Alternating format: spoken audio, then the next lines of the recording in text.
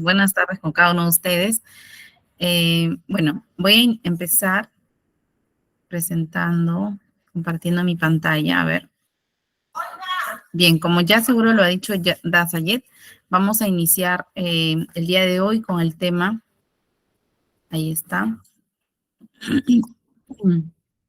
de asistencia al adulto mayor en cuidados paliativos y al final de la vida, ¿no? A ver, aquí está. Bien, entonces vamos a dar inicio. Buenas tardes, estimada Tania. Buenas tardes con cada uno de ustedes. Marisol. Muchísimas gracias por su presencia y ¿no? Aquí en sala para esta reunión de nuestra clase de asistencia al adulto mayor en cuidados paliativos y al final de la vida. Bien, entonces voy a dar inicio. Por temas de señal voy a apagar mi cámara ya para que haya mejor conectividad.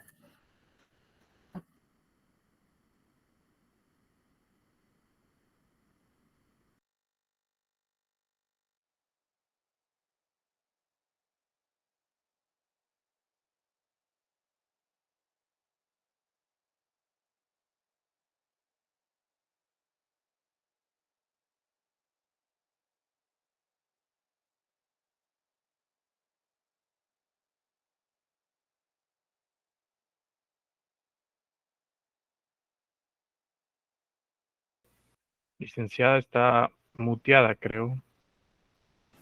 Sí, estaba ahí. Bien, entonces para iniciar el día de hoy, tenemos como agenda principal, ¿no? El objetivo de la sesión, los cuidados paliativos, cuáles son esos signos de agonía, el apoyo emocional y espiritual al final de la vida, ¿no? Que básicamente son los que componen al cuidado en enfermedades crónicas, ¿no? Crónicas terminales. El objetivo de la sesión del día de hoy básicamente es que cada uno de ustedes, estimados participantes, puedan brindar un apoyo emocional al final de la vida y también en el proceso del duelo, ¿no? De las personas a las que ustedes brindan cuidado y a sus familiares y por supuesto también en el caso de que ustedes mismos sean a la vez cuidadores y familiares, ¿no? Identificar los signos y síntomas de atención en cuidados paliativos, en los signos de alarma, ¿no? O de agonía también, ¿por qué no? Ejecutar actividades para el cuidado de la persona adulta mayor con necesidades de asistencia paliativa. Bien, para entrar en contexto un poquito con lo que respecta a los cuidados paliativos, debemos recordar pues que estos como tal, ¿no? Como cuidados paliativos nacieron aproximadamente en los años 60, pero en el Reino Unido, ¿no? Son países europeos. Y esto se dio como respuesta a la falta de evaluación y del manejo de los síntomas físicos y psicosociales en un inicio de los pacientes con cáncer, ¿no? Los cuidados paliativos como tales inician en pacientes con cáncer, dado que antes, ¿no? Antiguamente, pues el cáncer era una enfermedad completamente devastadora. Tener el diagnóstico de cáncer era básicamente ya tener un diagnóstico de muerte, ¿no? Obviamente esto ha ido cambiando con el tiempo y gracias a los avances de la tecnología. Si bien es cierto, hay cánceres que lamentablemente pues no pueden ser totalmente curados, hay otros en los cuales sí, ¿no? Y eso va a depender de diversos factores, como por ejemplo la detección. Si la detección es temprana en la etapa 0, 1, la persona pues tiene mayor probabilidad de vencer esta enfermedad, de recuperarse, ¿no? A través de una quimioterapia, radioterapia, etcétera. Sin embargo, si el cáncer es diagnosticado en etapas de medias a tardías, o lo que se llama finales, lamentablemente la probabilidad mayor es de que la persona, lamentablemente, pues el cáncer se metastatice, es decir, avance a otros órganos y la persona fallezca por una falla multisistémica, ¿no? Luego tenemos también que estos movimientos están basados en la comunidad, es decir, si bien están orientados a la práctica clínica, la práctica de cuidados sanitarios, ¿no? Sin embargo, también se basan en la comunidad, es decir, en ese sentido social, humanitario, que muchas veces los servicios sanitarios o la misma ciencia de la salud descuida justamente por dedicarse más a la ciencia, ¿no? O quizá por la cantidad de pacientes, por el hacinamiento, etcétera, distintos factores, ¿no? Que contribuyen a ello. Luego también a lo largo de la historia vemos que hay ya, ¿cómo se dice?, antecedentes, ¿no? Obviamente no como cuidados paliativos, pero sí lo que vendrían a ser las orientaciones para que se logre esto. Como por ejemplo en el siglo V tenemos el hospicio en el centro de Roma, donde tenían a todas las personas con problemas ya crónicos, en espera, digamos, de la muerte, ¿no? Luego los hospicios de los caballeros hospitalarios de la misma manera. En San Vicente de Paúl, luego tenemos las hijas de la caridad. Y la caridad, como les decía, ¿no? El enfoque de cuidar a una persona con problemas, con enfermedades terminales, era básicamente brindarles la caridad, brindarles el apoyo emocional, espiritual, ayudarlos quizá a cumplir un último deseo, es decir, más se inclinaba a la parte pues existencial, la parte humanitaria, que meramente los cuidados médicos, ¿no? Luego, Cicely Saunders es quien instaura el movimiento hospice y los cuidados paliativos modernos, ¿no? En 1967 es que se da esto. Sin embargo, ustedes pueden ver que en nuestro país, ¿no?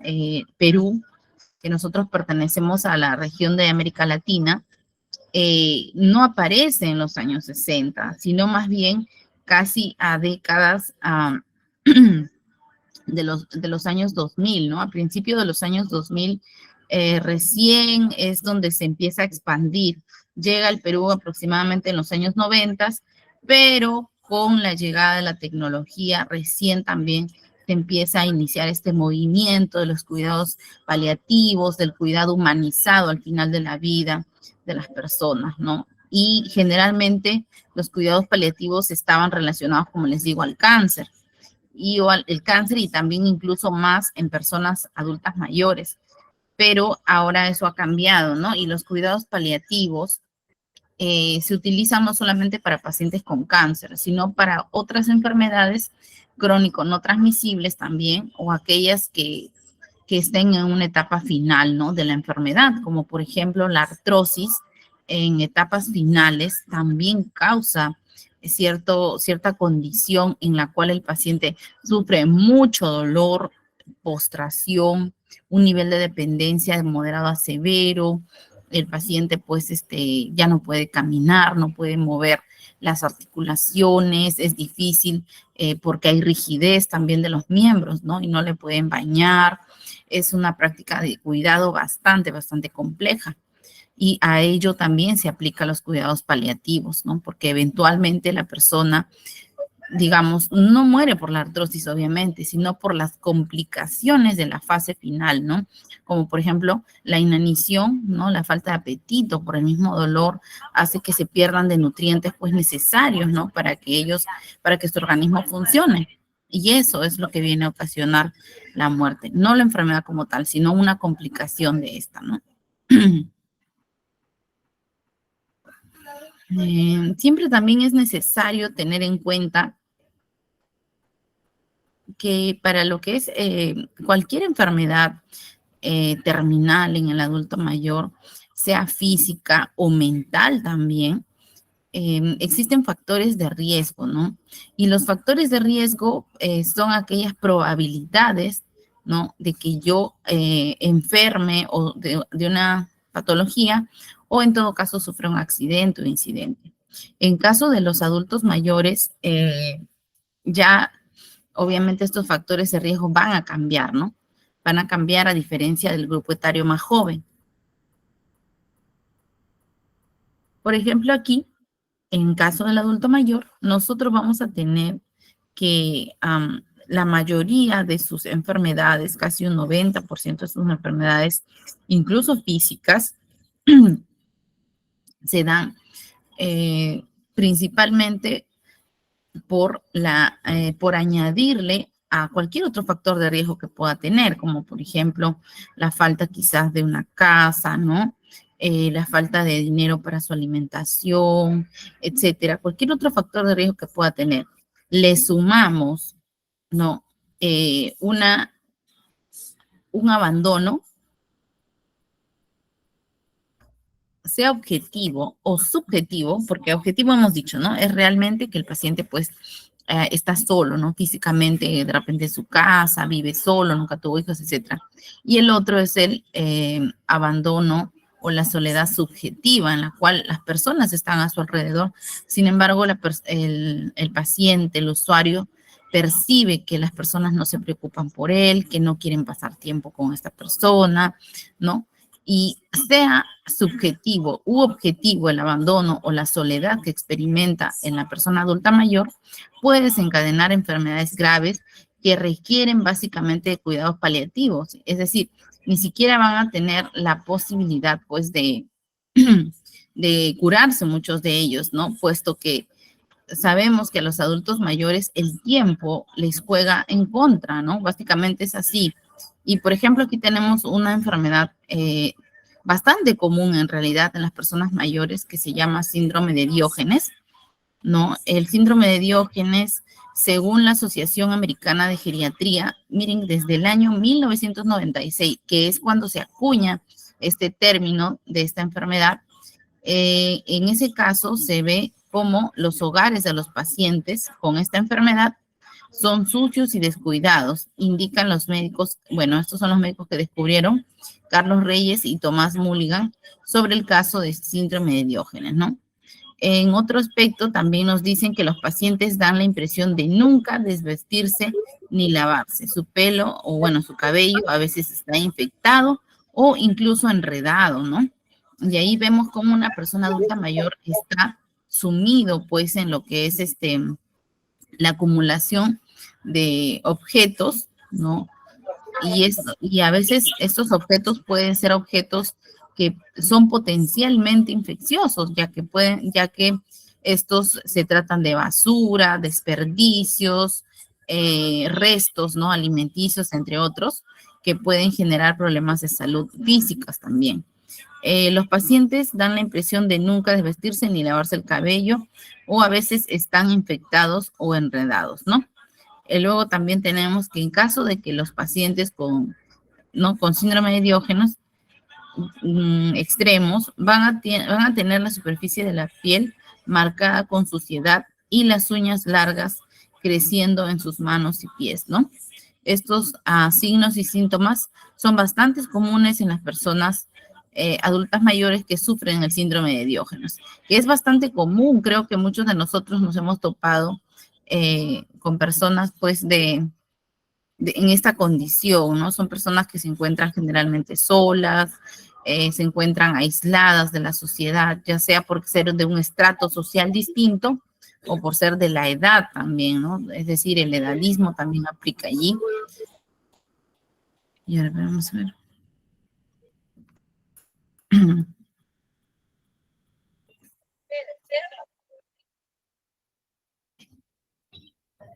Sí, mi estimada Silvia. Hola, Silvia.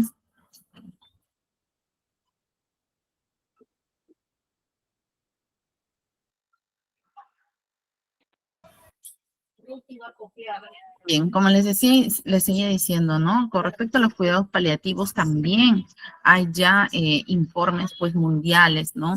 Instancias mundiales que nos rigen para brindar el cuidado paliativo a los pacientes.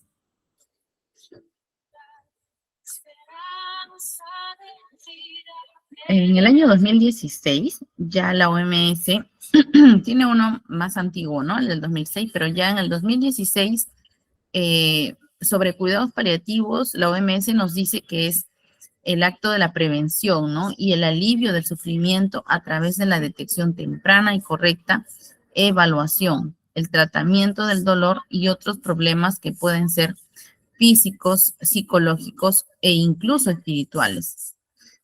Por otro lado, la Asociación Latinoamericana de Cuidados Paliativos en el año 2003 nos manifiesta, ¿no?, que son la asistencia activa, holística de personas de todas las edades, con sufrimiento grave relacionado con la salud debido a una enfermedad severa, ¿no? Es decir, una enfermedad terminal, una enfermedad muy grave, y especialmente de quienes están cerca del final de la vida.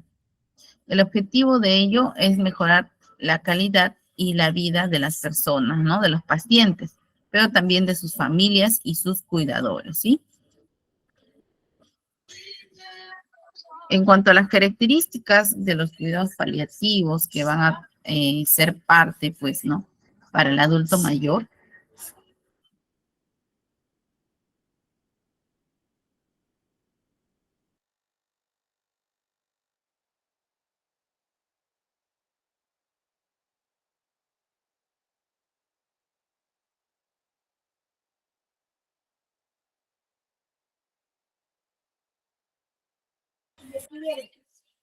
Bien, las características de este, ay, perdón, se va un poquito la señal.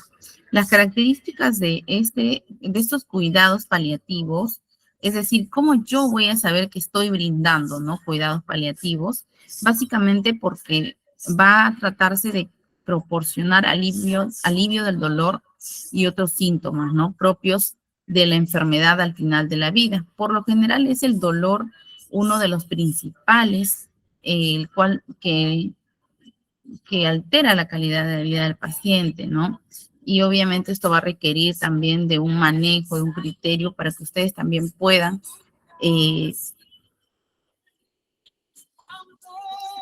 puedan, ay, perdón, que puedan ustedes manejar y a la vez ayudarles pues a reducir el dolor, ¿no? Muchos de estos pacientes les indican, perdón, morfina, les indican eh, AINES bastante fuertes, ¿no? Los medicamentos. Y eso hace, sí, mi estimada Silvia, a veces es el desinterés de la familia, porque a veces los dejan padecer del dolor, ¿no? De los síntomas que trae consigo también una enfermedad grave, y no buscan ayuda para poder aliviar el dolor u otros síntomas propios, ¿no? Luego tenemos la afirmación de la vida y consideración de la muerte como un proceso natural. Todo cuidado paliativo se inicia, uno, desde la aceptación de la enfermedad, ¿no? Aceptar que la enfermedad ha avanzado, ya el paciente o mi familiar necesita pues un cuidado más avanzado, ¿no? Con ello es necesario también reafirmar, ¿no? Reafirmar la vida y considerar también que la muerte va a pasar. Es un proceso natural en el cual básicamente la persona va a dejar pues este mundo, ¿no? Luego debemos tener en claro que no debemos aplazar ni adelantar la muerte, ¿sí? Integran los aspectos psicológicos y espirituales. Todas las personas que les brindan apoyo con respecto a los cuidados paliativos que deben tener con sus familiares, con sus cuidadores, eh, deben ofrecer también un sistema de apoyo con un enfoque multidisciplinario y aplicar también en sesiones de grupo, ¿no? Sesiones de ayuda mutua, para que también esto les dé soporte al cuidador y también a la persona a la que cuida, ¿no?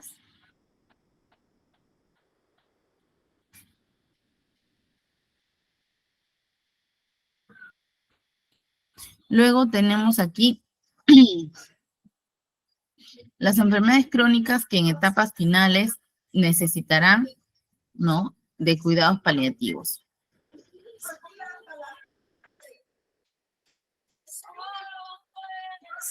Aquí, por ejemplo, ustedes pueden ver, ¿no?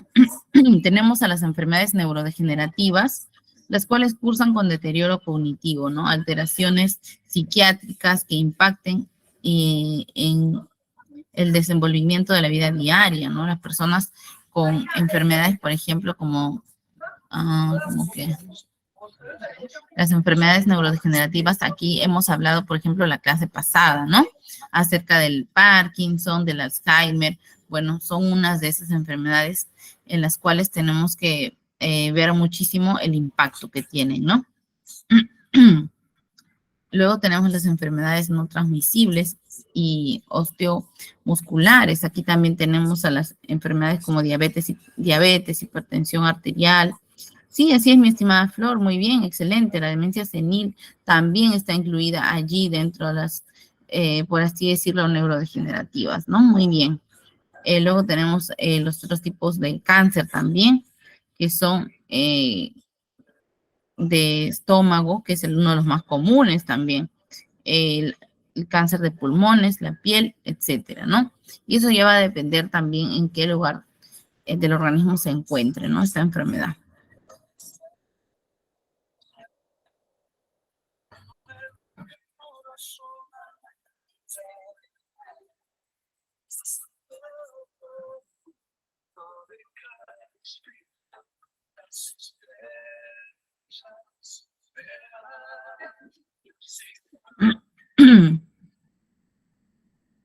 Bien, ahora los objetivos de los cuidados paliativos, como les decía, los objetivos pues van a variar de acuerdo a lo que nosotros queremos lograr alcanzar, ¿no? Esto obviamente se va a tener que aplicar un cuidado, ¿no? Hola, estamos respiradito. Un cuidado. Pero, María. Hola.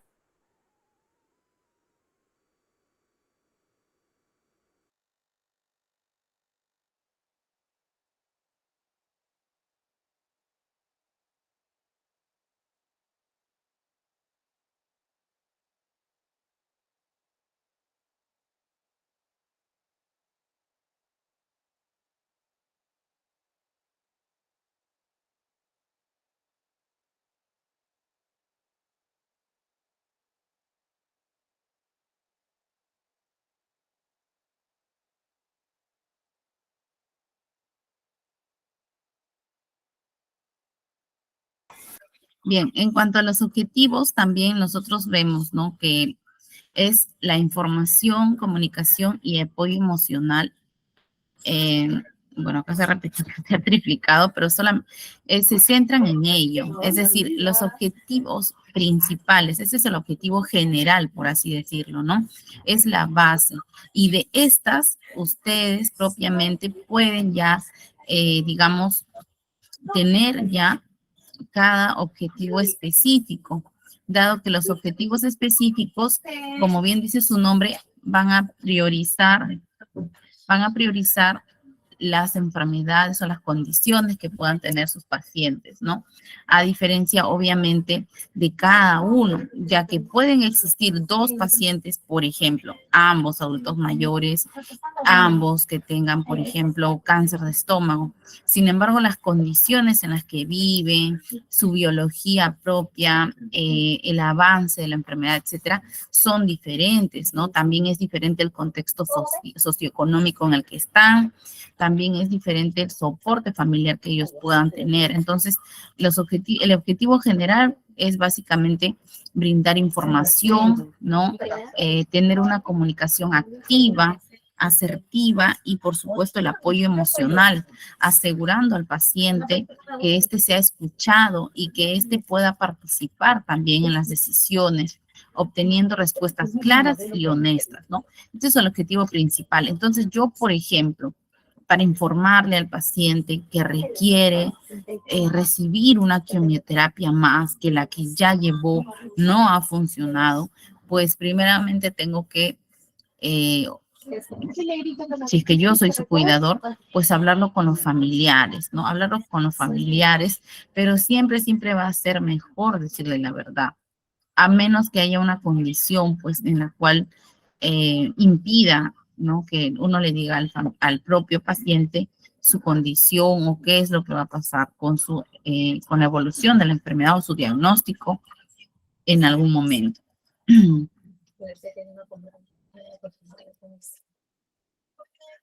En cuanto al tratamiento del dolor, es uno de los principales, dado que, como ustedes saben, en los pacientes que tienen problemas de cáncer, o como yo les decía, así sea Así sea, pues, pacientes terminales de otra enfermedad, como artrosis, cáncer, problemas, por ejemplo, de, de lo que es enfermedades neuromusculares, ¿no? Van a generar dolor. Entonces, es importante también, así es, mi estimada Silvia. Por supuesto, el lenguaje con la persona con la que tratamos va a ser específico, ¿no? Puesto que, por ejemplo, tenemos que tener en cuenta el grado también, el grado que ha alcanzado de instrucción. Es decir, si yo tengo un paciente adulto mayor y no ha alcanzado, digamos, ¿no? Por distintos motivos, alcanzó solo el nivel primario y es más, algunos quizás ni han estudiado. Entonces, mi lenguaje tiene que estar basado al nivel de educación, de instrucción que tiene mi paciente adulto mayor, ¿no? Pues, y también con la familia. Si yo quiero informar a la familia, tengo que recordar que la comunicación tiene que ser horizontal, es decir, horizontal. Yo tengo que ponerme al nivel del cultural, al nivel educativo del paciente, ¿no? Recordando que el paciente, a menos pues que sea de repente otro profesional de la salud o conozca la terminología médica, no puedo informarle de una forma así, digamos, con términos médicos, con terminología más apropiada, ¿no? Obviamente esto yo lo tengo que trasladar, prácticamente traducir, se diría, ¿no? ¿Cómo se llama? A que el paciente pueda comprender lo que yo le estoy diciendo y también, por supuesto, sus familiares, ¿no? Buenas tardes, mi estimada Dominica. Entonces, como bien les digo, es importante que ustedes vean siempre pues el nivel de instrucción del paciente y adapten su lenguaje, adapten lo que le tienen que decir con respecto a la enfermedad, incluso con respecto al apoyo emocional, ¿no? Al apoyo emocional que le vayan a dar, teniendo en cuenta también el grado de espiritualidad, su religión, el credo que ellos perciban, ¿no? Tengan los pacientes. Para tratar el dolor existen diferentes, pues, medicamentos, diferentes terapias, incluso también hay algunas que no prescinden, no necesitan de medicación, ¿no? Sin embargo, los tratamientos y métodos farmacológicos han sido, pues, los mejores para tratarlo. Dentro de ellos, nosotros vamos a tener como principal objetivo de tratar el dolor, obviamente mejorar la calidad del paciente, ¿no? Y que este dolor también no afecte, pues, su alimentación, sus actividades propias que ellos realizan, ¿no? A pesar del diagnóstico y de repente mal pronóstico que puedan tener.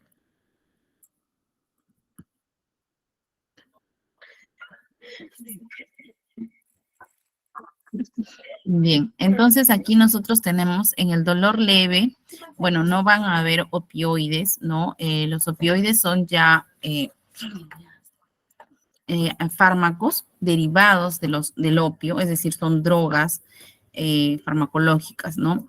Pero pueden haber más o menos coadyuvantes, es decir, aquí podemos usar para el dolor leve los antiinflamatorios, ¿no? Sean esteroideos o corticoides o no esteroideos, ¿no? Y otros coadyuvantes, como por ejemplo, pueden ser coadyuvantes de medicina complementaria, ¿no? Los té de tilo, pueden complementar con hidroterapia, aromaterapia, acupuntura, etcétera. Pero como ven, siempre van a necesitar de un coadyuvante. En el dolor moderado, nosotros vamos a tener los opioides débiles, ¿sí? Pueden en algunos casos también no usar opioides, pero siempre los coadyuvantes, ¿no? Aquí, por ejemplo, ya vamos a tener el ketoprofeno, ketorolaco, ¿no? Y aquí en el dolor severo, el más fuerte ya viene a ser pues la morfina, ¿no? Y también los coadyuvantes. Como ustedes pueden ver, los coadyuvantes que son aquellas opciones no farmacológicas que ustedes pueden utilizar, van a estar presentes en cada uno de los niveles de dolor. Ahora, hay escalas también. Esta escala se llama la escala visual análoga, la escala de intensidad del dolor, ¿no? Que es básicamente una pequeña reglita de 0 a 10, en la cual en este caso ya no se pregunta, sino, como pueden ver ustedes, es de la gesticulación del dolor, ¿no? Que realiza el paciente. Pero, eso también tiene un pero, en pacientes que tienen problemas como Parkinson, en los cuales obviamente la gesticulación, los movimientos del rostro se ven alterados, lógicamente no lo vamos a poder aplicar, ¿no? Porque esto tiene que ver con las fases de dolor. Y en los pacientes con Parkinson y en algunos casos también los pacientes con Alzheimer terminal tienen problemas para ver las fases, ¿no? En las fases va a ser difícil de identificar. En caso de ellos pueden ser los quejidos también que ellos emiten, ¿no? Cuando se les va a realizar algún procedimiento. La disnea también es otro problema o es un signo también de agonía, de enfermedad, ¿no? Y el cual merece principalmente tener cuidado, puesto que ello va a alterar, ¿no?, la calidad de vida del paciente. La disnea básicamente se refiere a la dificultad para respirar y es provocado por diversas causas. Puede ser el EPOC, es decir, enfermedad pulmonar obstructiva crónica, asma, un trauma torácico también, o incluso por el simple hecho de edad avanzada. La edad avanzada, habíamos hablado en clases anteriores, que produce la rigidez, produce la solidificación de los huesos que conforman pues las vértebras costales, ¿no? Las cuales nos van a ayudar al momento del proceso de inspiración y expiración. Entonces, a una edad más avanzada, a partir de los 80 años, ya el paciente va a tener dificultades incluso de por sí solo para respirar, ¿no? La salivación va a ser excesiva, el paciente va a tener disfagia, es decir, dificultad para deglutir justamente esa saliva, la cual se queda acumulada y muchas veces ellos se aspiran o tienen dificultades pues para respirar. Esta disnea dentro de los cuidados paliativos debe ser valorada con el uso de terapias de oxígeno. Pero como les digo, eso deben valorarlo porque no todo paciente que tiene disnea va a utilizar oxígeno. A veces puede ser, ¿no?, simplemente cambiar la posición del paciente. Por ejemplo, siempre debemos evitar que los pulmones tengan la presión del cuerpo. Es decir, en decúbito supino o boca arriba y decúbito prono o boca abajo, los pacientes, pues obviamente van a tener esa presión en la zona torácica, ¿no? La presión del peso de todo el cuerpo. Por ello, es mejor decúbito lateral, puede ser derecho o izquierdo. De esta forma, nosotros vamos a liberar los pulmones del peso corporal, ¿no?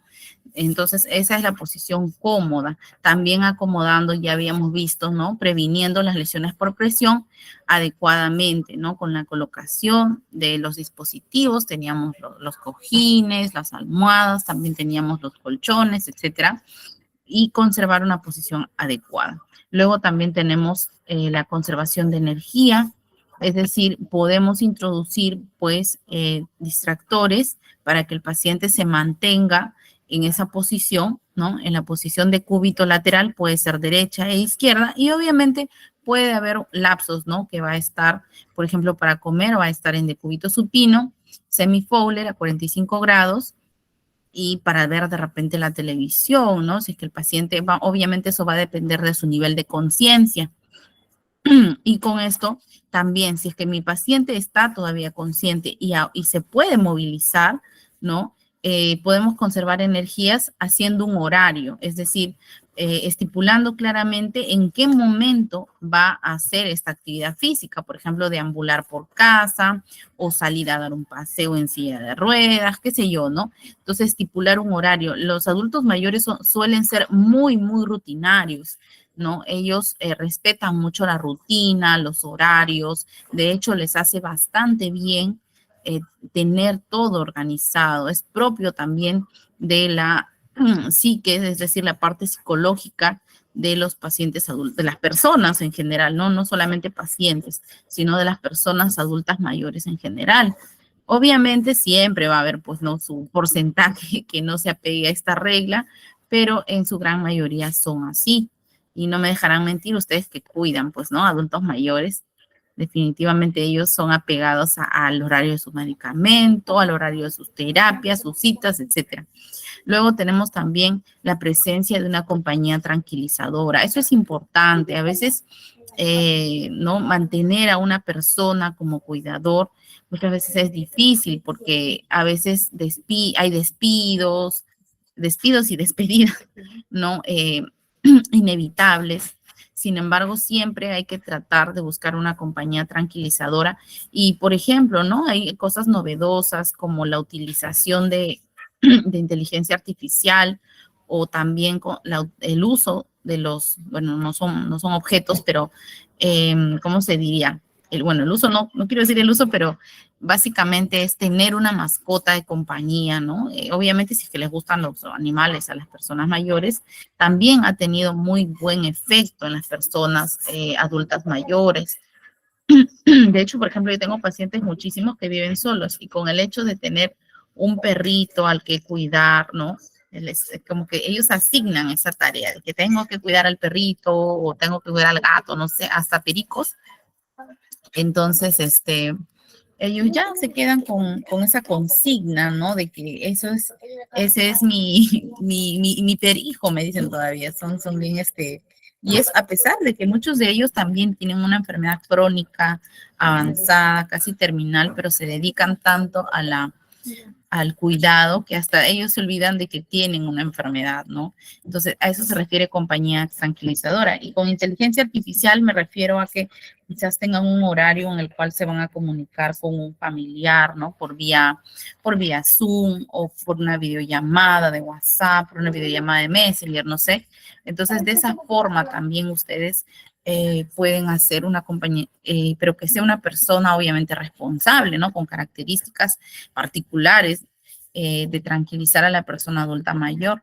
Básicamente se trata de empatizar con ellos, ¿no? Obviamente si les dices, pero ¿por qué lloras? No deberías llorar. Eso no es una frase adecuada, puesto que estamos invalidando las emociones de la otra persona. De hecho, no solamente en el adulto mayor, no debería ser usado en ningún grupo etario, pero comúnmente lo hacen, ¿no? Lo hacemos también. Sin embargo, hay que tratar en lo posible de no invalidar las emociones de la otra persona, puesto que somos seres humanos con diferentes gustos, preferencias, vivencias, etcétera, ¿no? Entonces, de repente hay cosas que para la persona le puede causar mucho enojo o mucha tristeza, mucha frustración, y nosotros estamos a veces cuestionando, cuestionando sus emociones, sus sentimientos, ¿no? Y no nos damos cuenta que hay más allá de ellos. Entonces, lo primero es ayudar al paciente adulto mayor. Ayudar al paciente adulto mayor a identificar por qué es que se siente así. Es decir, ya, se siente triste, pero ¿por qué? ¿Qué ha pasado? ¿No? Y una vez que identificamos el por qué se siente triste, por qué está molesto, frustrado, ver cómo lo puede solucionar. Es decir, ¿tiene solución o no tiene? Y si la hay, ¿cómo pueden gestionar ese proceso, ¿no? Luego también facilitar un ambiente abierto, tranquilo. También hablábamos en la clase número 2, ¿no? Acerca del ambiente del adulto mayor. Tiene que ser un ambiente cálido, de preferencia con ventanas que puedan abrirse, que puedan tener acceso a cortinas. El baño también tiene que estar cerca, ¿no? Para brindar y si, por ejemplo, obviamente no siempre hemos diseñado una casa para cuando seamos adultos mayores, incluso nosotros, ¿no? Muchas veces las casas están diseñadas como si toda la vida vamos a ser jóvenes y así pues, por ejemplo, viven en el segundo piso, en el tercer piso, los cuartos son muy pequeñitos, hay un solo baño para 5 cuartos, ¿no? Etcétera. Entonces, ese tipo también de cosas debemos verlos desde un enfoque gerontológico. Y si ustedes son jóvenes y si recién van a construir sus casas, incluso construyan su casa con ese mismo enfoque, el enfoque gerontológico, pensando que de acá no sé, a 20, 30 años, muy probablemente vivan en la misma casa y no van a poder hacer ciertos cambios, ¿no? Como el tamaño de los pasillos, que por lo general tienen, por ejemplo, 90 centímetros, ¿no? Entonces hay que ampliar un poco más. Imagínense ustedes si es que tienen que ser ayudados por otra persona, ¿no? Y ustedes van en silla de ruedas o van en una andadera, un andador. ¿Van a poder pasar por esos 90 centímetros? Yo lo dudo. Lo dudo, ¿no? Entonces, eso tenemos que pensar desde ahora y si ya no se puede, porque el ambiente, tratar de adaptar en lo más que se pueda. Reforzar el entrenamiento muscular también es importante. Como les decía, acerca de la sarcopenia, ¿no? La sarcopenia es la disminución de la masa muscular. La sarcopenia también ataca probablemente al casi 90% de adultos mayores, más en América Latina, puesto por creencias, ¿no? Idiosincrasias, costumbres, le dan por ejemplo, ya no le dan de comer al adulto mayor, ¿no? Porque refieren, no, ya no debe comer carne, etcétera, y le restan la proteína. Restándole la proteína, obviamente ya no se crea masa muscular. Las proteínas sirven en el cuerpo para regenerar células, para generar nuevas células y también, por supuesto, para producir masa muscular, ¿no? Entonces, es importante también cambiar la idiosincrasia, el pensamiento que tenemos acerca del envejecimiento en nuestro país, que todavía falta bastante, por supuesto, pero empecemos a hacer multiplicación de estos nuevos conceptos, ¿no? Con enfoque gerontológico. Reforzarlos quiere decir hacer actividad física. Ahora, es cierto, gracias, mi estimada Lilian, a ti. Es cierto que muchas veces me dicen, ¿no? Incluso acá en la consulta, pero señorita, ¿cómo voy a hacer actividad física y si yo tengo artrosis? ¿O cómo voy a hacer actividad física si tengo eso, tal enfermedad? La actividad física no necesariamente quiere decir salir a correr, salir a, no sé, al gimnasio, etcétera. No, no necesariamente. Hay tipos de ejercicios. De hecho, son 4 y ninguno de los 4 implica ir a correr, no necesariamente implica ir a un gimnasio. Los ejercicios de estiramiento, como dicen su nombre, básicamente tratan de estirar los músculos, los tendones, ¿no? Estirar los tendones, relajar también relajar los músculos, ¿no?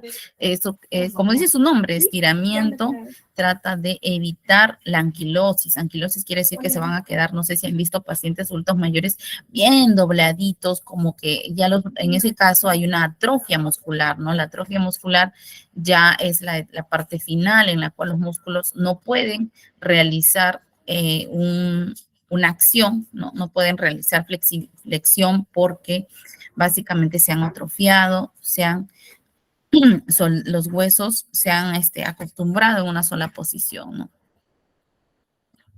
Luego tenemos también limitar el número de personas en la habitación. Eso les decía con respecto, no sé si recuerdan la clase número 3, con respecto a que, por ejemplo, ahorita estamos viendo un rebrote, ¿no? Del COVID-19. Entonces, debemos limitar el número de personas también que visitan al paciente, ¿no? Asegurarnos que las personas que lo visiten a nuestro paciente, a nuestro familiar, sean personas que estén lo más sana posible, es decir, sin infecciones diarreicas, sin síntomas respiratorios como gripe o síntomas de repente hasta más graves, ¿no? Como tos o incluso la tuberculosis.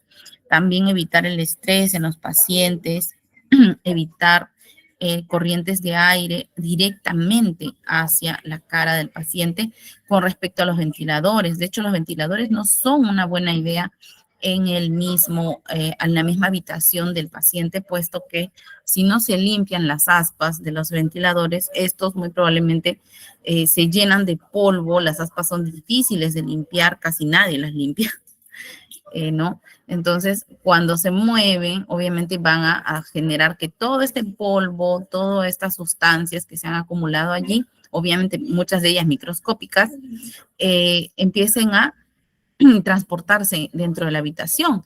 Y si ya de por sí les decía que el adulto mayor tiene problemas con la mucosidad respiratoria, ¿no? Para filtrar, atrapar este tipo de sustancias, obviamente va a causarles pues tos, va a causarles problemas respiratorios, ¿no? A ver, un ratito.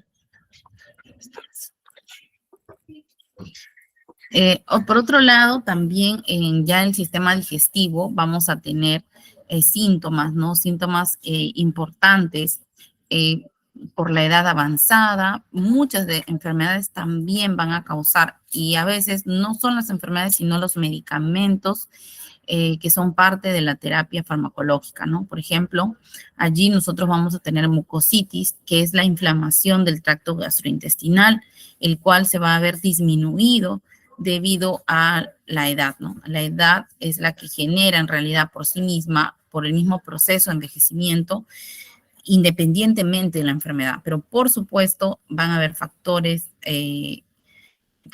adversos, factores que pueden generar que esto se dé de una forma acelerada, es decir, antes incluso de ser adulto mayor, ¿no?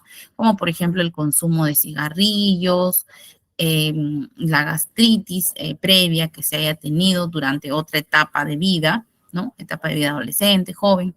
Los cuidados paliativos van a tratar esta condición con un buen proceso de higiene o con analgésicos. Aquí ya básicamente, no sé si ustedes de repente cuando cuidan, ¿no? Siempre les van a recetar omeprazol o les van a recetar ranitidina, es omeprazol a los pacientes a modo de protector gástrico, ya que los medicamentos muchas veces son los que irritan, sobre todo los medicamentos antiinflamatorios, los medicamentos opioides van a dañar no, la mucosa gastrointestinal y por ello se van a recetar estos medicamentos, ¿no? Y también, obviamente, la parte nutricional con alimentos que sean suaves, ¿no? Semiconsistentes, la ingesta de agua, si es que no tuvieran otras contraindicaciones, lógicamente. Luego tenemos también problemas de candidiasis oral, por ejemplo, en pacientes con diabetes. Si bien la diabetes no es una enfermedad que vaya a causar, pues, es decir, no hay diabetes terminal, sin embargo, la diabetes puede causar complicaciones que generen discapacidad, ¿no? Por ejemplo, una diabetes mal controlada, un paciente adulto mayor el cual básicamente nunca pues llegó a menos de 130 en ayunas, nunca llegó a menos de 180 postprandial, o sea, 2 horas después de comer. Este paciente tiene un mal pronóstico, ¿no? Y el mal pronóstico es que probablemente a los 10 años, o sea, es decir, a los 70, que todavía una persona adulta mayor es funcional, tanto física como psicológica, como mentalmente, ¿no? Ya tal vez pueda o es candidato de padecer un accidente cerebrovascular, del cual muy probablemente pueda salir con secuelas como hemiplegias, hemiparesias, cuadraplégico, o incluso también con ¿no? un estado vegetativo, ¿no? Entonces, es importante también, como les decía, que si bien es cierto, hay enfermedades que no se llaman terminales de por sí, no hay hipertensión terminal tampoco, ¿no? Sin embargo, son enfermedades de sumo cuidado para evitar que el paciente pues desencadene una complicación irreversible y que requiera de un cuidado pues al 100%, es decir, que alcance un nivel de dependencia total. Es decir, son prevenibles, ¿no? Luego, esa candidiasis oral es una infección que aparece por el hongo en la boca, ¿no? Y obviamente hay tratamientos para su eliminación. Por lo general van a ser tratamientos antifúngicos, ¿no? Por ejemplo, ahí tenemos el clotrimazol, el ketoconazol, fluconazol, entre otros, todos terminan en sol con Z. Y estos van a ayudar, ¿no? Los hay en crema, los hay en medicamentos, en pastillas. Luego tenemos la disfagia, que es la dificultad para deglutir, ¿no? O ingerir alimentos. En los cuidados paliativos se diseña una dieta blanda a base de líquidos, ¿no? Esta dieta blanda puede ser de forma enteral o parenteral también, ¿no? Es decir, por una sonda nasogástrica o directamente a la boca del paciente. Y esto va a depender básicamente del tipo de alimentación que necesita. Si ya la disfagia es totalmente, pues, digamos, incontrolable, ya se ha intentado y no se puede, se va a recurrir a la sonda nasogástrica en la cual la alimentación, exacto, así es, mi estimada Silvia, van a ser licuados los alimentos, pero allí también es importante recordar que no debemos retirar algún producto. Deben estar incluidos todos los grupos alimentarios como si fuera un plato cualquiera, es decir, solamente que licuado, ¿no? Es decir, no es que, ya, como va a ser licuado, le doy la sopa con un montón de fideos y, digamos, un pedacito de una presita, ¿no? Una presita de pollo. No, no es así, ¿de acuerdo? Es el mismo plato, es como si fuera un plato normal que le vayan a dar, a diferencia que con un poco de caldo, ¿no? De repente de pollo, un caldo de verduras, no sé, lo van a licuar, pero no tienen que excluirle, no hay, es más, es malo excluirle a los demás, dado que le estamos privando de los nutrientes. Y muchas veces hay pacientes, por ejemplo, que aquí en el CIS, ¿no? Del hospital exigen mucho el Ensure. Nuestro hospital es un hospital de nivel 2.2. Y en algunas ocasiones, pues, gracias a las gestiones del CIS, se contaba con lo que es este famoso fórmula alimenticia llamada Ensure. Bueno, no voy a decir el nombre porque ya, ¿no? Ese es el que se daba aquí. Sin embargo, obviamente esto pues es por un tiempo, porque el CIS, que es el Seguro Integral de Salud, no tiene tantos recursos adquisitivos como para hacer una compra gigantesca de estos productos, y se agotaron. Y entonces los pacientes, no, yo quiero mi Ensure, no, los familiares, mejor dicho, los que dan la alimentación, ¿no? Y esto es un gran error, puesto que, ¿qué hacían? Le daban el Ensure, ¿no? O la fórmula alimenticia, y ya no le daban más que agua, ya no le daban el licuado, ¿no? La comida, el plato de comida. Entonces, eso es un gran error. Uno, que tanto el Seguro Integral de Salud, salud, en ningún seguro particular te va a brindar las fórmulas alimentarias. Entonces, lo mejor es aprender a hacer un plato inteligente y luego licuarlo, que estar pues gastando. Creo que hay que pensar también en la economía familiar, si ustedes tienen sus familiares que requieren de alimentación. Así es, mi estimada Maritere, muy bien. Verduras, pescado, pollo y carne podemos licuar y dar. Así es, por supuesto. Cocinan como siempre. Primero cocínenlo, luego los licúan. Cocinan, no sé, se me ocurre un estofado de pollo, ¿no? Un estofado de pollo con su salsita de tomate por allí, le ponen una papita amarilla, le ponen por ahí su caldito de pollo y de repente una mitad de zanahoria, ¿no? Porque tiene que haber verdura.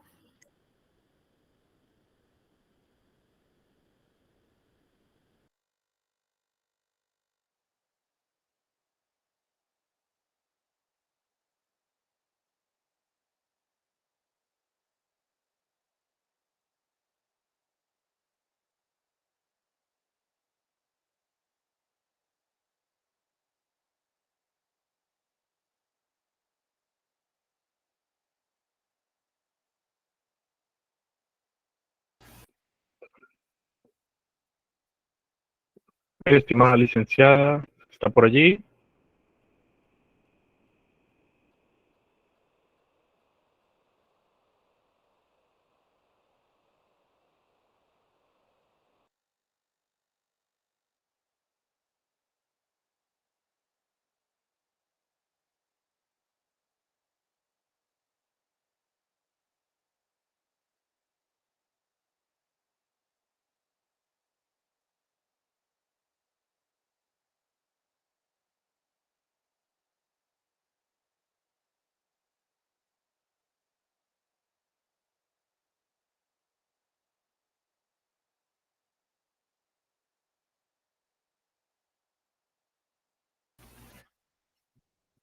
Ok, parece que hay problemas de conectividad. ¿Me escuchan bien a mí? Sí, gracias. Gracias. Bueno, mientras esperamos de nuevo a la licenciada, vamos a tener un Kahoot para aumentar la nota, no se vayan. Y para los que se conectaron antes de la presentación, decirles que por favor sean cautos, no le entreguen ningún tipo de información personal a la persona que se las esté pidiendo, haciéndose pasar por un coordinador que no está en el grupo de WhatsApp. Ni siquiera le den clic a alguna link o cosa que le envíen, porque incluso pudieran hasta perder su número de WhatsApp. Entonces sean cautos, ya saben, nosotros no llamamos a nadie, no les pedimos información, eh, mucho menos información bancaria, ese tipo de cosas. Así que ya saben, sean cautos y no vayan a ceder a nada de eso. Muy bien, entonces, mientras esperamos, con paciencia, por favor, recordarles entonces que tendremos el Kahoot. No se vayan.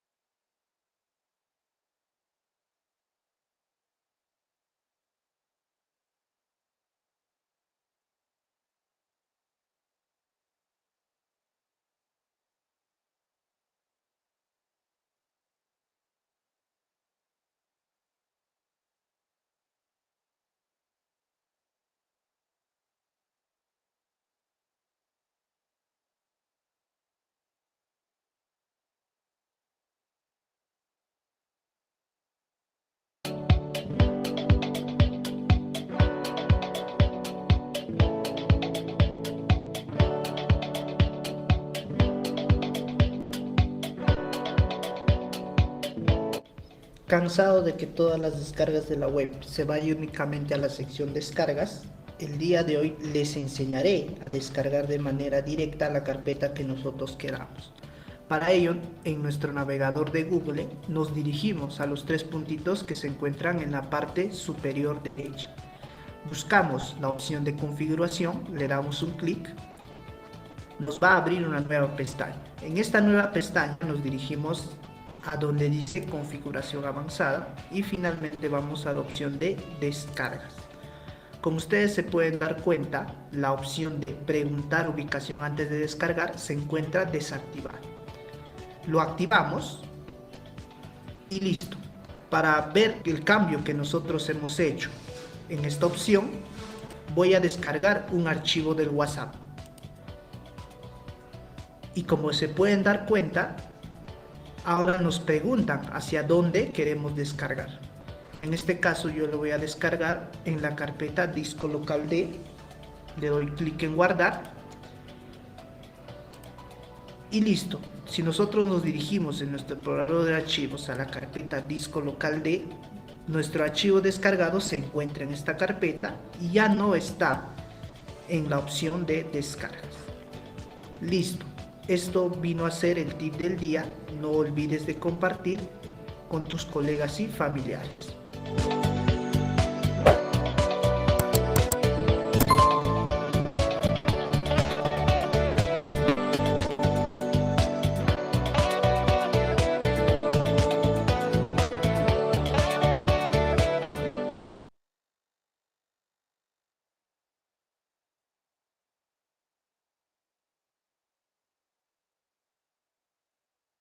Bien, mis estimados, mil disculpas, tuve problemas con la señal. No, ay, esta señal que me traiciona por aquí. Sí, ya está aquí. Ya estoy aquí de regreso. Bien, bueno, les seguía comentando, ¿no? Acerca de las dificultades en el sistema digestivo.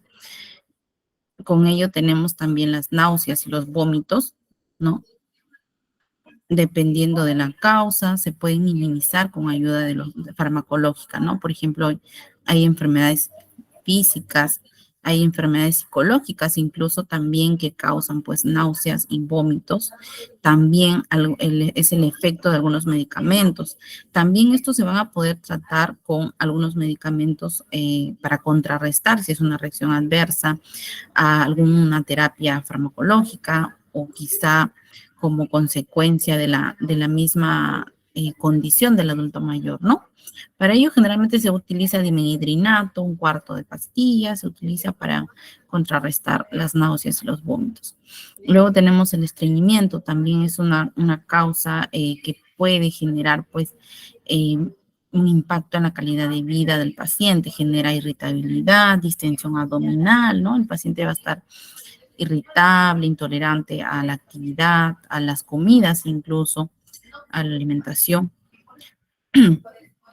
Ahí el tratamiento desde los cuidados paliativos debe estar enfocado en lo que es la prescripción de laxantes, ¿no? O también de las medidas dietéticas. Como les decía, la nutrición es muy importante, tanto en personas sanas, en adultos mayores saludables, como en aquellos que tienen alguna condición específica de enfermedad, ¿no? La diarrea también en otros casos está, por ejemplo, en el estreñimiento, perdón, generalmente se trata con lactulosa, ¿no? Lactulosa, frutoenzima, y otras medidas dietéticas netamente nutricionales.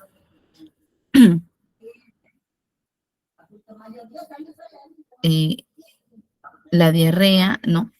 En esta condición, en este síntoma, así es, mi estimada Cecilia, bisacodilo también, excelente.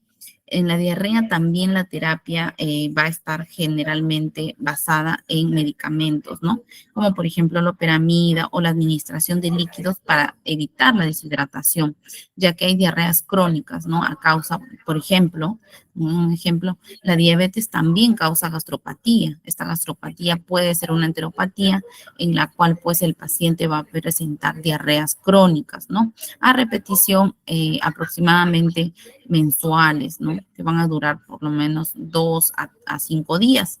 Entonces, para ello es importante un manejo adecuado con la loperamida, pero también con líquidos, ¿no? Y con una dieta blanda, una dieta líquida para evitar la deshidratación, más aún en temporadas pues de verano, por ejemplo, ¿no?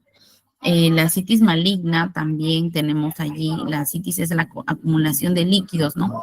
Alrededor de los órganos en el área abdominal, principalmente rodea los órganos pues digestivos, ¿no? Allí tenemos el hígado, el estómago, el páncreas, etcétera.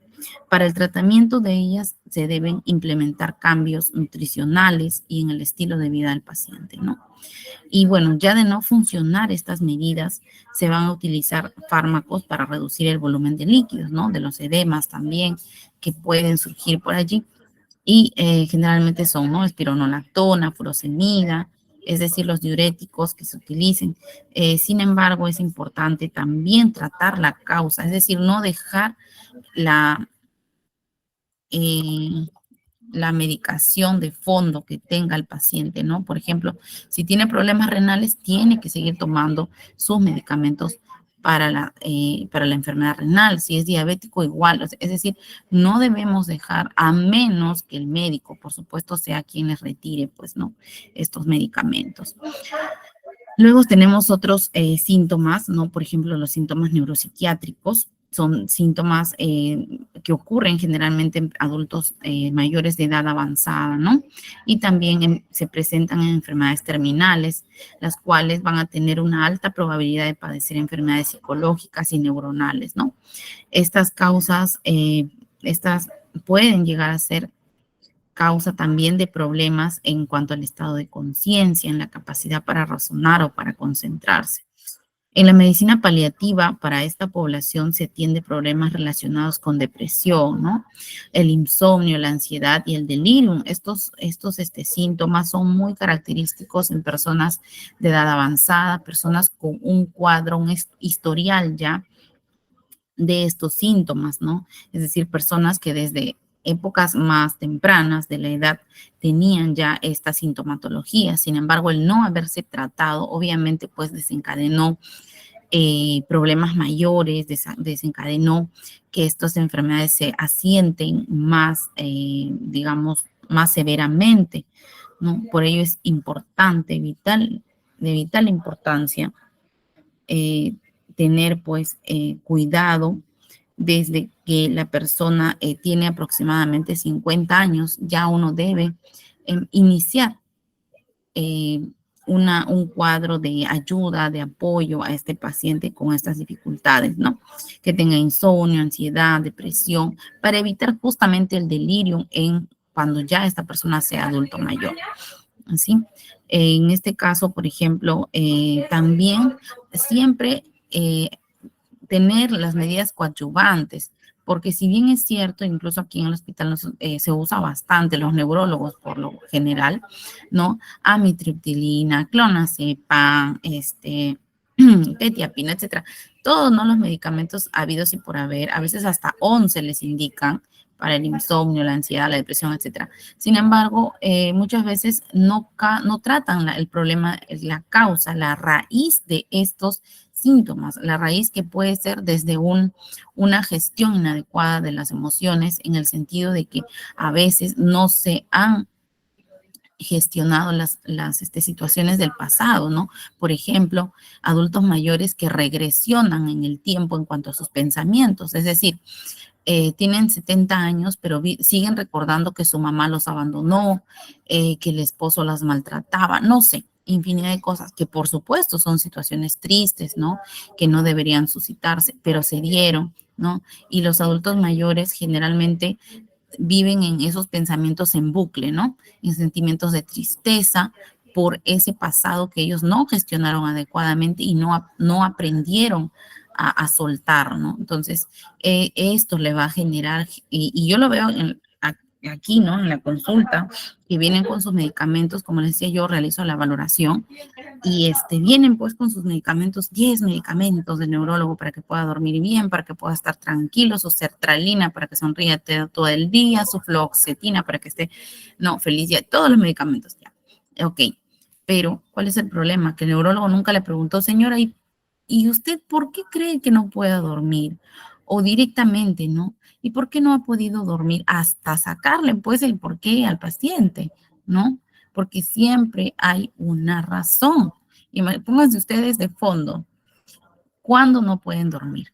No necesariamente cuando tenemos una enfermedad física.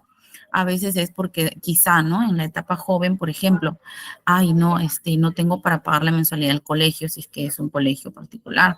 O mi hijito me ha pedido, no sé, para un trabajo y no tengo el dinero, ¿no? Y uno está pensando y ya no duerme, o tengo un examen, o qué sé yo, o creo tener una enfermedad y no duermo bien, estoy triste porque ya creo que va a ser un diagnóstico negativo. Entonces, básicamente es lo mismo que vive el adulto mayor, pero en retrospectiva. Es decir, mientras las personas jóvenes nos preocupamos por el futuro, por lo que va a pasar, los adultos mayores se preocupan por el pasado. Es decir, ellos viven deprimidos y las personas jóvenes viven ansiosos, porque en eso se diferencia. La ansiedad es el miedo al futuro, a lo que va a pasar, así sea en 5 minutos, pero esa es la ansiedad. Y la depresión es una mala gestión del mi pasado. Yo vivo en mi pasado porque mi mamá me pegó, porque mi esposo me dejó, porque mi hijito se murió, no sé, por cualquier cosa, ¿no? Entonces, sí, mi estimada, así es, muy probablemente requieran tratamiento psiquiátrico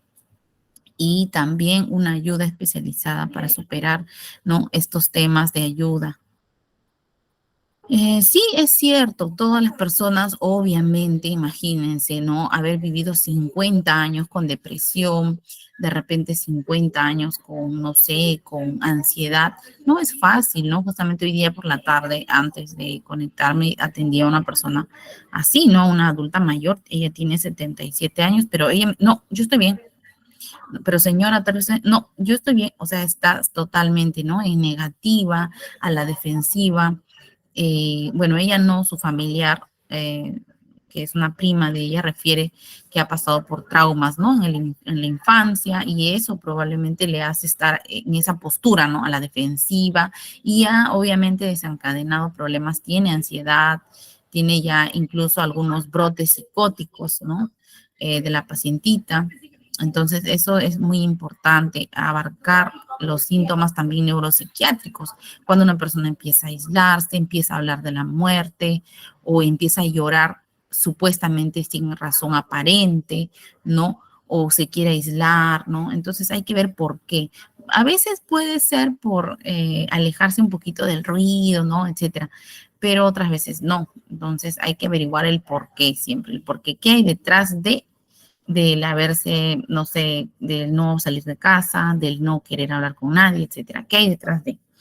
Luego tenemos los síntomas dermatológicos, también los síntomas más comunes en pacientes de la tercera edad con enfermedad crónica son pues las úlceras, las llagas, ¿no? Las cuales se generan por pasar mucho tiempo o periodos largos en reposo, ¿no? Incluso pacientes que sí pueden caminar, los familiares los condenan, ¿no? A estar sentados, a estar semiechados, en reposo, todo casi mediodía, ¿no? Hasta que almuercen porque refieren, no, se va a quemar, se va a accidentar, ¿no? Y los condenan, entre comillas, a la camita o a la sillita y a la perezosa. Entonces, eso también es inadecuado. Yo les decía también al inicio de la clase, ¿no? Lo mejor es trasladar a su paciente, a su familiar, a donde están ustedes. Si van a ir a la cocina, a menos pues que tengan una cocina, qué sé yo, súper, súper insegura, lo cual no creo porque en la cocina siempre hay una parte donde está justamente pues la cocina, los cuchillos, las cosas que son, digamos, pues un peligro y en otra parte ahí puede haber una silla donde se siente nuestro familiar, nuestro paciente que estamos cuidando y le vamos conversando si es que quizá no puede hacer nada, pero si puede incluso hasta pilar las alverjitas, deshojar no sé, deshojar la espinaca, no sé. Entonces, proveer o propiciar, ¿no? De que ellos puedan, pues, preservar su autonomía, porque básicamente eso es lo que a ellos también les deprime, el hecho de sentirse inútiles. Y eso así lo dicen tal cual con esas palabras, ¿no? Y quizá ustedes también lo han escuchado algún momento. Es que me siento inútil, es que me siento que no valgo para nada. Y claro, obvio que se van a sentir así. Imagínense ustedes sentados todo el día. Al inicio será divertido, ¿no? Será divertido. Yo también a veces digo así, ¿no? Porque tengo tantas cosas que hacer, tengo dos niños pequeños, entonces digo, ay, como quisiera sentarme y no hacer nada, pero luego lo pienso mejor y digo, no, no, no, no. Retiro lo dicho, porque claro que debe haberse, de sentirse de esa forma, ¿no? De que ya no hay nada que hacer, nadie me necesita. Sin embargo, si nosotros lo llevamos al área donde estemos, vamos a ver tele, mamá, vamos a ver tele, o si cuidamos a un paciente, oye, tú, no sé, a mi paciente, por su nombre, nunca en diminutivo, Rosita, Lucecita, Fiorelita, Luisita, Anita, no. Ahorita tal vez les pueda parecer broma, pero les apuesto que cuando sean adultos mayores, no, van a querer que les digan por su nombre señora Ana, señora Luisa, así tal cual, ¿no? Entonces, decirles por su nombre y llevarlos con ustedes, ¿no? A donde vayan a ir.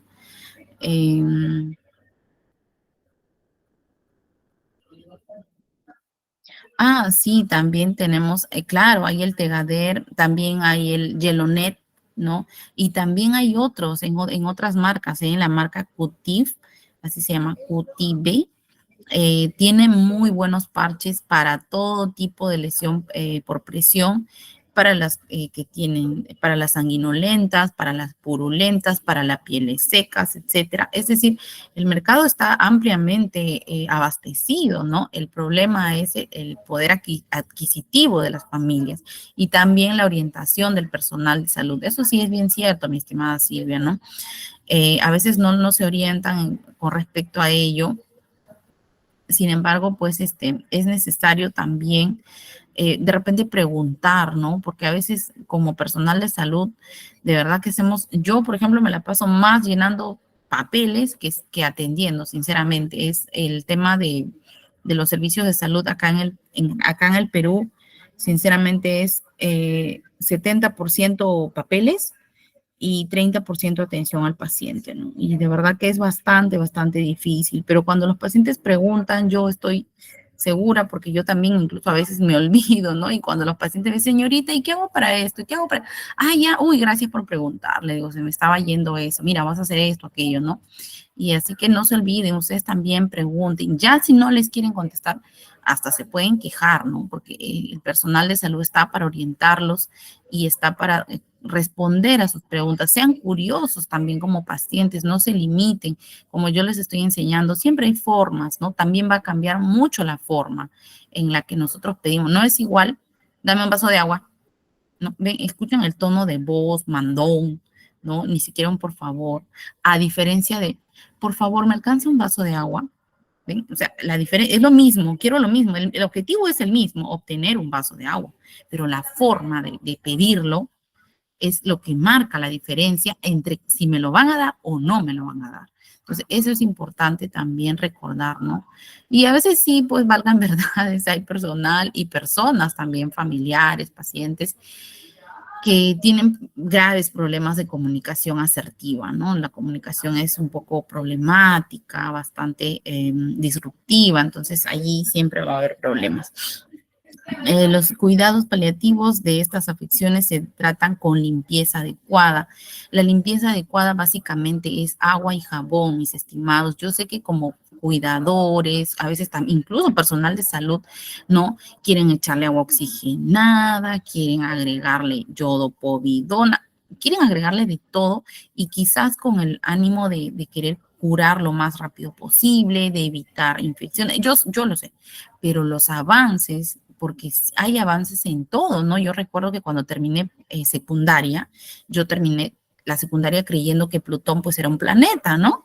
Y ya un par de años después, 2 o 3 años después que terminé el colegio, todo el colegio, imagínense, ¿no?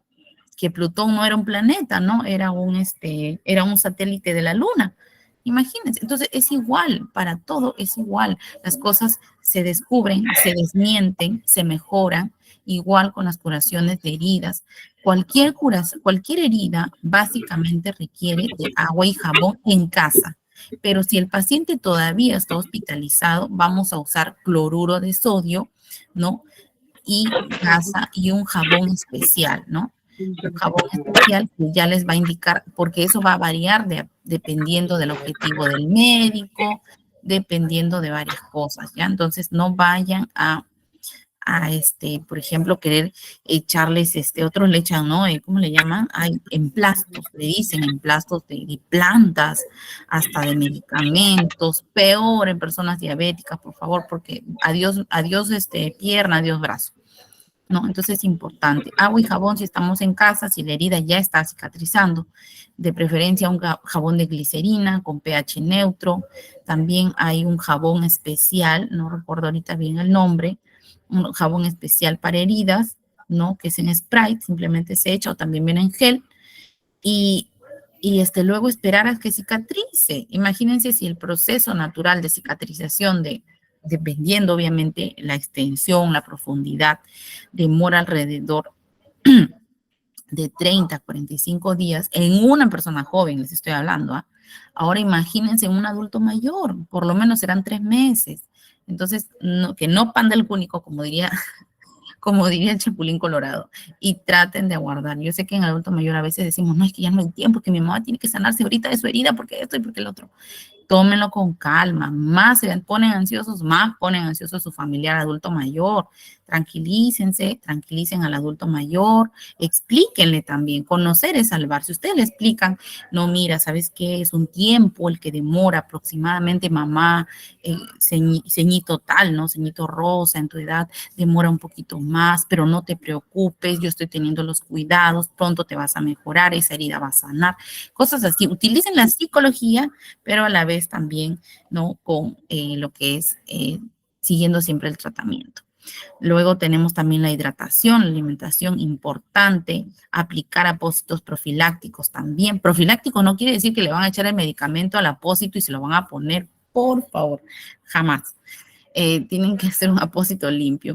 Yo acá ya estoy, más bien yo estoy traumada acá con los pacientes que me vienen con cada cosa, ¿no? Me traen unas cosas muy raras, ¿no? Por ejemplo, había un paciente que tenía una herida, un pie diabético, y entonces yo veo una coloración blanquecina y digo, pero, señorito, ¿y qué cosa le has echado, no? Y me dice, no, señorita, le he molido amoxicilina y lo he echado ahí. Y claro, se había hecho una costra blanquecina, como si fuera, pues, ¿qué les digo? O sea, blanquecina la costra, en vez de decir una coloración dura, ¿no? De sangre oscura, porque es lo normal, era blanquecina. Sacamos ese parche porque parecía un parche blanco y la herida purulenta, claro, es que le seguían las moscas y el olor era insoportable, pero por encima estaba sellado. Eso es lo que hacen los emplastos, sellan por fuera y al sellar no dejan que la herida pues siga su curso de reconstitución de la masa muscular, del tejido muscular. Ese es el detalle, no apliquen nada de esas cosas. Así le he recomendado al vecino, el no sé quién, no, nada de eso. En los síntomas urinarios también tenemos, ¿no? Enfermedades urinarias que surgen más en esta población, como por ejemplo incontinencia y casos de retención urinaria, ¿no? En caso de la incontinencia es necesario muchas veces terapias farmacológicas, más en caso de los varones, por el tema de las prostatitis, de la próstata, hipertrofia benigna prostática o síntomas prostáticos, ¿no? Y también fisioterapia para mejorar el suelo pélvico. Luego tenemos en caso de la retención, se puede vaciar pues la vejiga con ayuda de sondas nasogástricas, bueno, se coloca una sonda nasogástrica también como vesical porque es más pequeñita y impacta menos en el adulto mayor, ¿no? Para vaciar pues la vejiga. También se usan medicamentos, por supuesto, y también tenemos que usar siempre la fisioterapia urinaria. En ese caso, básicamente consta de mover el suelo pélvico de arriba hacia abajo y de derecha a izquierda, que no es tan difícil ni siquiera como el paciente postrado, de verdad. ¿No? Es decir, hacerle arriba, abajo con la pelvis, haciendo el movimiento de la pelvis. Y con ello, obviamente esto no va a funcionar en pacientes pues que tengan un grado de nivel de conciencia disminuido, ¿no? Allí obviamente no se va a poder. En caso de comunicar las malas noticias también, esto ya entramos a la etapa en la cual ya muchas veces hay pacientes que son desahuciados, ¿no? Es cierto que hay milagros, considero yo milagros, porque básicamente los desahucian y la persona pues le dicen no, solo vas a tener un mes de vida y la persona sigue pues 1 año, 2 años, ¿no? Con vida. Entonces, salvo esas excepciones de esos milagros de Dios, ¿no? Y enigmas para la ciencia médica, salvo esas cosas, muchas veces sí se da, estos coinciden, ¿no? Con el diagnóstico médico del terminal de la vida, ¿no? Entonces, es necesario para ello también aplicar técnicas en las cuales nosotros tengamos que comunicar al paciente, al familiar o aplicarlos en nuestra vida también para cuando vamos a dar una mala noticia en general. Siempre trasladen todo lo que aprenden a su vida cotidiana, ¿sí? A su vida cotidiana. Eso les va a ayudar a recordarlo y también a que el aprendizaje se quede en ustedes, se grabe. Por ejemplo, en una primera etapa, ¿no? Preparar el contexto físico más adecuado, el lugar donde le voy a decir a la persona que ya su familiar, si es que yo lo cuido, no soy su familiar directo, o si va a ser mi familiar, pero quizás yo soy una persona un poco más fuerte, más ecuánime, no soy tan emocional tal vez, ¿no? Es importante también. Por ejemplo, a mí también aquí mis compañeros, ¿no? Mis compañeras enfermeras, mis compañeras técnicas de enfermería me dicen, licenciada, usted le cuentan todo y llorando, y la licenciada, para mí, ¿no? La licenciada Brigitte, está ahí ella firme como un roble. Y claro, es que yo tengo que estar así. No es que no me dé pena, porque soy un ser humano, ¿no? Sin embargo, hay que aprender a que si nosotros somos los que damos el cuidado, no nos podemos, no nos podemos dar ese lujo, darnos ese permiso de dejarnos arrastrar por nuestras emociones, ¿no? Del momento que puede, y del momento digo cualquier emoción. A veces, por ejemplo, hay pacientes que nos tratan mal, en serio les diré, hay pacientes que nos gritan, pero en ningún momento me pongo a gritar con el paciente, porque hay que entender que ellos son de otra etapa, vienen de procesos a veces personales, familiares muy difíciles, entonces nunca ponerse en ninguna emoción, ni que te gane la emoción del llorar, de la tristeza, de la euforia, de la cólera. Así es, mi estimada Ana Tarki, así es completamente el control de las emociones.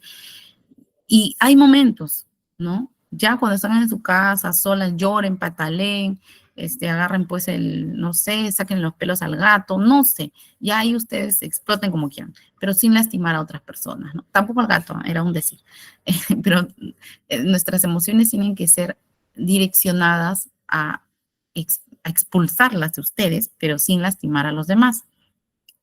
En la segunda etapa, obviamente, averiguar cuánto sabe el paciente, cuánto sabe el familiar, ¿no? De que ya el paciente no iba a estar, de que el paciente ya le quedan poco tiempo de vida, o de repente en cosas personales, ¿no? Cuánto sabe la persona de aquello que yo le quiero comunicar. Luego es encontrar lo que el paciente quiere saber, ¿no? A veces no es necesario decirles todo, ¿no? Por ejemplo, le puedo decir, te queda poco tiempo de vida. Y así el médico me haya dicho que le queda una semana o un mes, no decirle la cantidad, sino me ha dicho que te queda poco tiempo de vida. Y cuando pregunten cuánto, no lo sé, nadie lo sabe, porque esa es la realidad, finalmente, ¿no? Nos pueden decir una semana y el paciente vive 2 y se alegra y dice, ay, yeah, estoy bien, entonces voy a hacer esto, voy a hacer aquello, y deja pasar a cosas que quizá quiso hacer, ¿no? Quiso hacer y dice, no, voy a vivir una semana más y muere ahí, ¿no? Entonces, dejarlo siempre en esa incógnita. Exacto, solo Dios sabe en realidad el punto, pues, en el cual nos va a decir ya, hasta aquí, ¿no?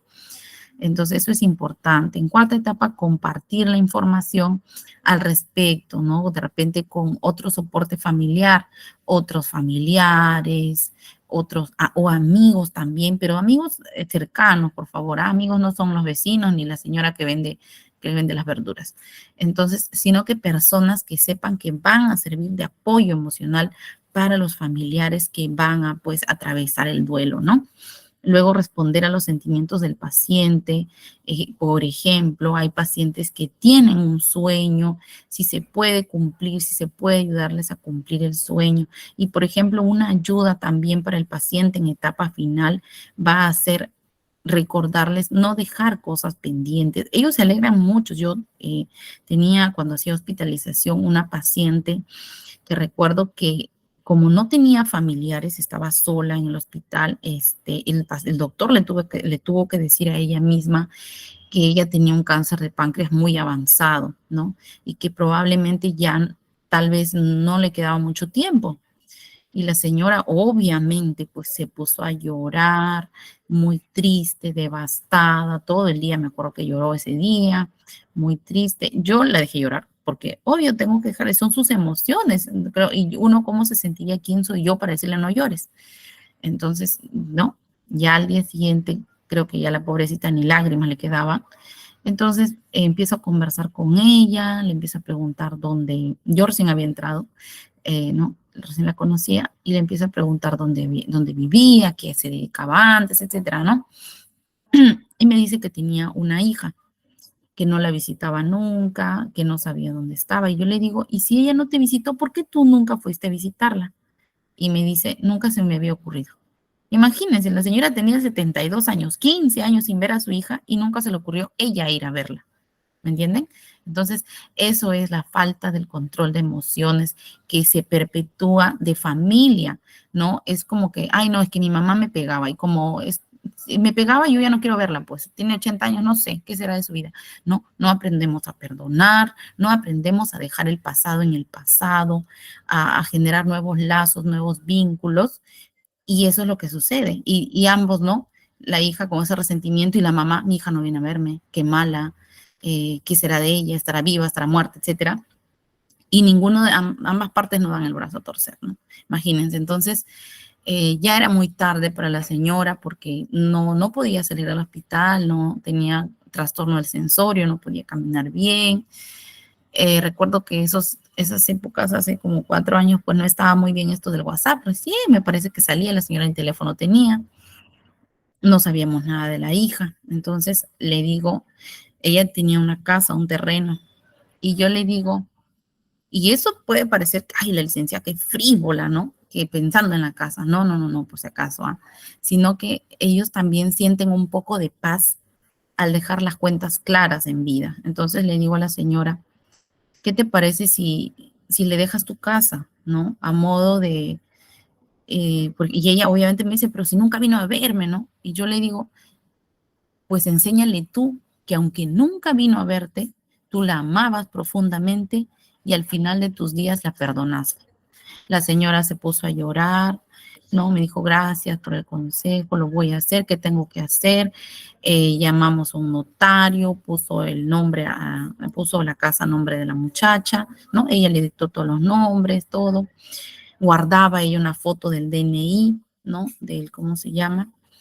Y así, ¿no? Entonces la señora finalmente partió de este mundo y pues con eso ya se dio por culminada su vida. Pero miren, al final de la vida aprendió a perdonar, aún de repente, porque faltó eso cuando fue más joven, ¿no? Faltó alguien que le dijera que perdone. En cuanto a esto, es importante que ustedes como cuidadores identifican familiares, ¿no? O también ustedes son familiares y identifican a otros miembros de la familia que, digamos, quieren pasarse de listos, no quieren ayudar al cuidado, porque como bien por acá nos dice nuestra estimada, ¿no? Un pacientito, un familiar que tiene cáncer, es muy difícil de cuidar y a veces hay familiares que se hacen de la vista gorda, ¿no? O que traen un paquetito de pañales y es que el paciente los usa y luego desaparecen, ya no llegan hasta, no sé, al mes, y bien lindos ellos. Entonces acá tenemos también, hay una ley, ahí les he puesto la ley, pueden conciliar gratis con el Fono Alegra, se llama, anótenlo, Fono Alegra, del Ministerio de Justicia, el MINJUS, en las cuales no necesariamente va a haber una sanción al inicio, es primero de conciliación, así se llama, búsquenlo, por favor, Fono Alegra del Ministerio de Justicia, y les dan la asesoría gratis, ellos estudian el caso, ¿ya? Y se concilia primero con este familiar bandido, digamos así, luego bandido, que no quiere pues cooperar con el cuidado y tampoco quieren dar pues la parte económica, ¿no? Tampoco, ¿no? Entonces, estos abogados, perdón, ministerial, le he puesto, es ministerio, ya hay un lapsus del dedito. Entonces, ellos estudian el caso, hacen conciliación. Si no llegan, no cumplen ese acuerdo de conciliación, allí sí pues ya inicia ya como algo público, es decir, no es que el familiar le está denunciando, sino que el Ministerio Público actúa de, ¿cómo le dicen esto? Como Estado, ¿no? Como Estado ante un delito contra, pues, una persona vulnerable, en este caso un adulto mayor, con de repente algún problema de salud grave, ¿no? Ahí ustedes para que lo puedan ver, porque está todo en la ley y si nos podemos estudiar las terminamos mañana. Pero, como les digo, aquí donde está resaltado con rojo, ¿no? Visitar y acompañar a la persona adulta mayor, integrante de la familia, que vive sola o recibe cuidados en un centro de atención residencial público o privado. Eso es, porque a veces los dejan allí, ¿no? En el Canevaro, allí los dejan y adiós. Hasta el fin de año, y esto es, ¿no? Denunciar ante las instancias que correspondan y existan en la comunidad sobre actos de discriminación y violencia en todas sus formas. Ahora recuerden que la violencia económica ya está tipificada en la norma técnica de atención del adulto mayor del año 2023, que es la norma 789-2023, que salió en agosto, pero lanzada oficialmente en octubre. Entonces, esta norma también apoya ese sustento de que los adultos mayores tienen que ser tratados, no solamente, ay, papá, te quiero mucho, ¿no? Y luego me aparezco al mes, ¿no? También te quiero mucho, toma acá traje, pues, ya que somos 10 hermanos, 100 soles cada uno, 50 soles cada uno, o ponerse de acuerdo y decir, yo no puedo dar 100, tú das 100 y yo doy 50 y no sé, así, ¿no? Es decir, conciliar, llegar a un acuerdo. Y si ya no se llega a un acuerdo, allí sí ya estamos hablando, pues, incluso como ustedes pueden ver acá, las leyes son claras, ¿no? Las leyes son claras, no lo dice la licenciada Brigitte ni nadie como personal de salud, sino, miren acá, los integrantes del grupo familiar que incumplan sus deberes fundamentales con las personas adultas mayores son posibles de ser denunciados conformes a las normas civiles y penales según corresponda a la autoridad competente. Entonces, no lo digo yo, lo dice la ley, es clara, está ahí bien detallada para que ustedes también lo puedan, de repente, si es su caso, el Fono Alegra, busquen información. Tampoco es justo que ustedes se carguen toda la responsabilidad. Y si hay familiares que quizá por el trabajo, porque ellos también tienen carga familiar, no pueden, no, de repente ir a atender presencialmente, físicamente, pero ya vamos, de repente algo, pues no, ya sabes que me comprometo yo todas las semanas a dar una bolsita de pañales o una bolsa de víveres, no sé, en realidad uno no quiere, no ayuda porque no quiere, esa es la realidad, siempre hay formas de ayudar, uno a veces trabaja de lunes a viernes, ¿sabes qué? Dinero no te puedo dar porque tú sabes que yo también, hermana, si es que mi hermano, no tengo dinero, pero ¿sabes qué? Tú descansa, sal a pasear, yo sé que en estos momentos quieres estar con papá, quieres estar con mamá, pero descansa, tú también tienes una vida, yo voy a cuidar sábado y domingo porque no puedo aportar dinero, ahorita no tengo un trabajo estable, no me pagan bien, etcétera, etcétera, ¿no? Entonces, es importante siempre la comunicación también y nada de que, no, yo no me hablo con él. Recuerden, hay que perdonar, la vida es corta, ustedes lo están viendo, llegamos a adultos mayores demasiado rápido. Yo no puedo creer que ya vaya a cumplir 32 años, en serio. A veces creo que todavía tengo 20, ¿no? Y de seguro les pasa a ustedes, a veces van a decir la edad, no, espérate, no, ya cumplí tantos, ¿no? Y es así, la edad llega demasiado rápido. La vida es tan corta. Una expresión de la capacidad de desarrollo para la autotrascendencia.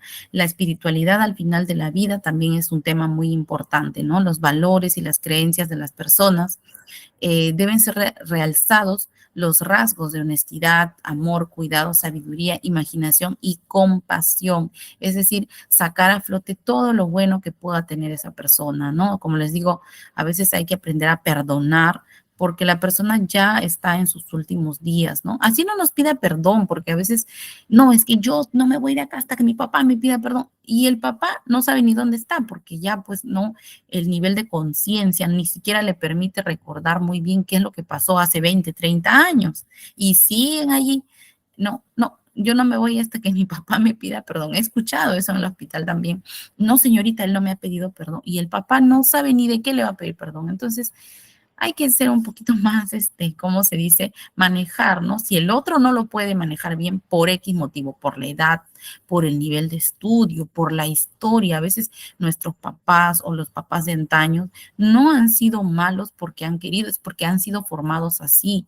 El que es herido va a herir, ¿no?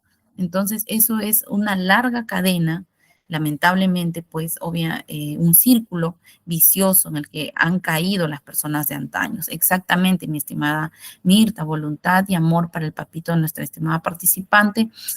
Así es, Ana, perdonar es para ser feliz uno, ¿no? Y dejar la conciencia tranquila de que se pudo hacer en vida, ¿no? En vida de nuestro familiar, porque a veces, ay, no, yo no lo voy a perdonar a mi papá porque me pegó, pues, ¿no? Y luego cuando se muere, papá, ¿por qué te moriste? Yo quería perdonarte, yo quería hablarte, y estamos allí, ¿no? Entonces eso no es una buena idea. La existencia de una entidad superior, guía espiritual, y trascendental se puede incluir, ¿no? A la religión, pero no está limitada a esta. Es decir, a veces creemos que la religión es necesaria para creer en Dios y no es así. Los pacientes adultos mayores muchas veces creen en Dios sin tener una religión específica. El equilibrio de los fluidos, ¿no? Dinámicos, crear un vínculo entre el espíritu, el cuerpo y todo lo que respecta a la vida, ¿no? Morir debería ser una experiencia tan natural como el nacimiento. Sin embargo, cuando esta va acompañada de sufrimiento, como en el caso de pacientes con una enfermedad crónica terminal, se vuelve una situación de crisis, ¿no? La espiritualidad requiere de que el cuidador posea competencias también. Allí vemos que no cualquier persona puede cuidar. Entonces, si yo sé que al familiar que le estoy diciendo, oye, ya pues, hermano, tú también cuida, no tiene estas competencias, mejor díganle, ¿sabes qué? Acá está el número de cuenta y depositas, porque si no puede, va a empeorar la situación en realidad en la que se encuentra nuestro paciente, ¿no? La conciencia del paciente, si tiene un hijo, ustedes tienen un hermano que no conecta con papá, no conecta con mamá, con el familiar que están cuidando, ni lo manden a cuidar porque no lo va a hacer bien, ¿no? Lo está haciendo por obligación. Entonces, mejor díganle, ¿sabes qué? Te entendemos, pero como tú no te llevas bien, no te gusta, no sé, hemos decidido que tú vas a apoyar con esto, ¿no? Con los pañales, con los víveres, no sé, con una medicina X.